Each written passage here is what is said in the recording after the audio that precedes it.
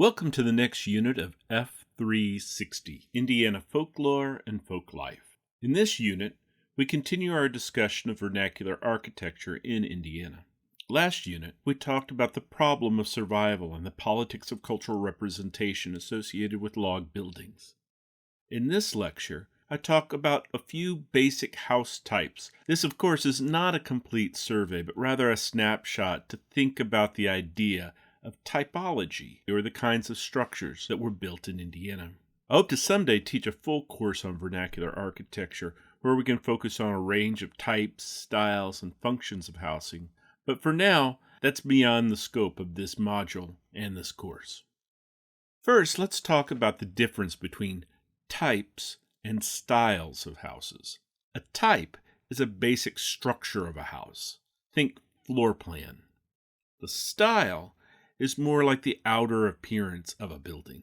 This unit focuses on house types, how the buildings are as lived spaces, the underlying structure of the building. Next lecture will be about styles. Last lecture, we talked about the small log house that Bill Hardin and his wife lived in. This little round log building would be an example of a single pin house.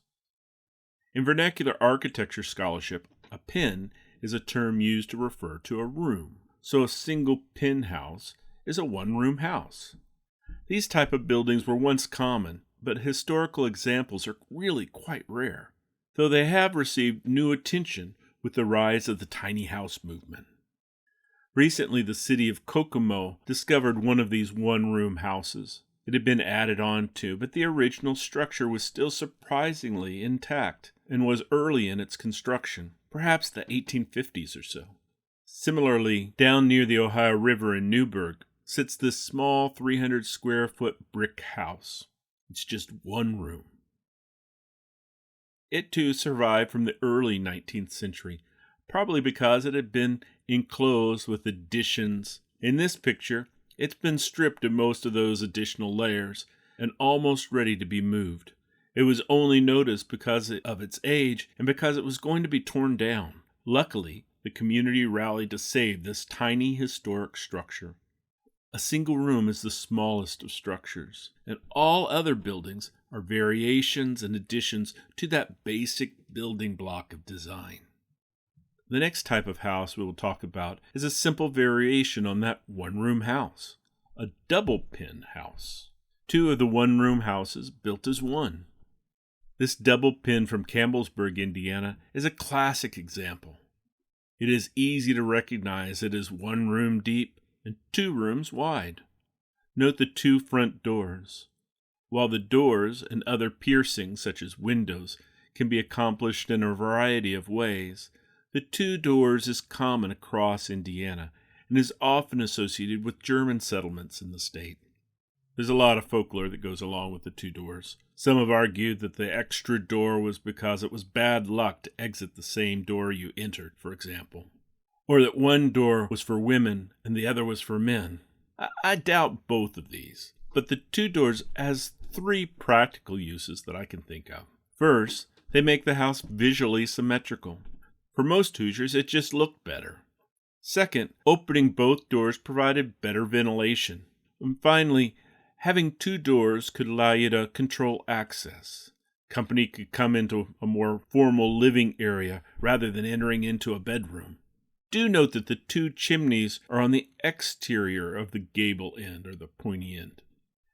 This means that the house is heated with two fireplaces rather than one wood stove that would have been in the center. The Routh house that we saw in our last unit is another double pin. It, too, like the brick house, has two front doors. But notice the central chimney. Traditionally, when a double-pin house has a central chimney, it's called a saddlebag house. The two rooms are on both sides of the hearth, like a saddlebag. Both of these double-pin houses are symmetrical, balanced.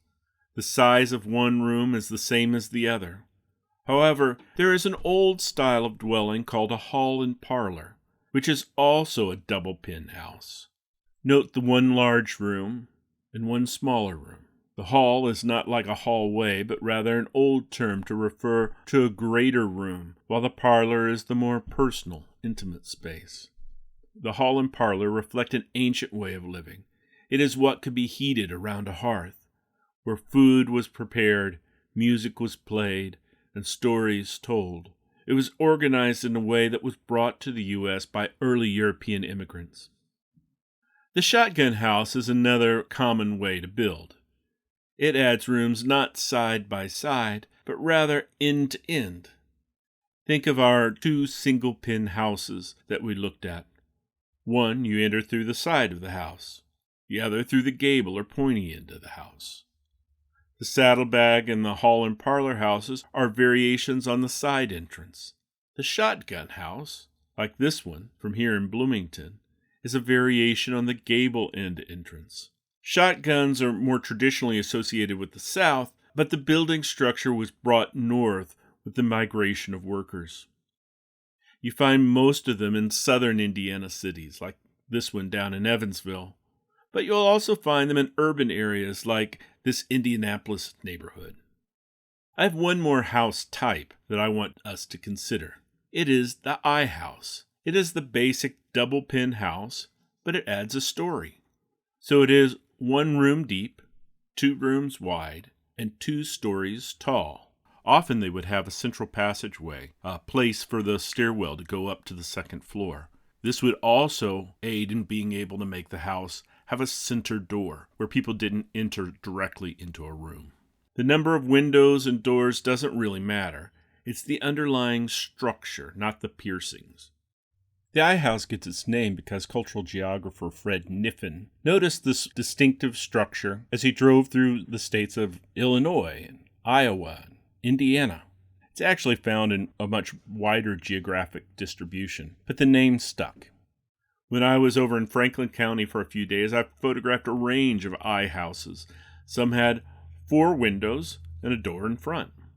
Some had 5 windows and a door in front. And some had 6 windows and 2 doors in front. One even had 10 windows and 2 doors in front. But they all were what we would call an I house. Just 1 room deep, 2 rooms wide, and 2 stories tall. There are, of course, a range of other types to talk about, but these are the basic building blocks of folk architecture in the state, at least in the 19th century. Single pin, double pin, hall and parlor, shotgun, and I house. No one made people build in these ways. This was just the repertoire. In this lecture, we've looked at the fundamental building structures in Indiana folk architecture, learned to identify the single and double pin houses, as well as the shotgun and I house. In the next unit, we'll talk about house styles. If types are the underlying structure of the house, style is the outward adornment.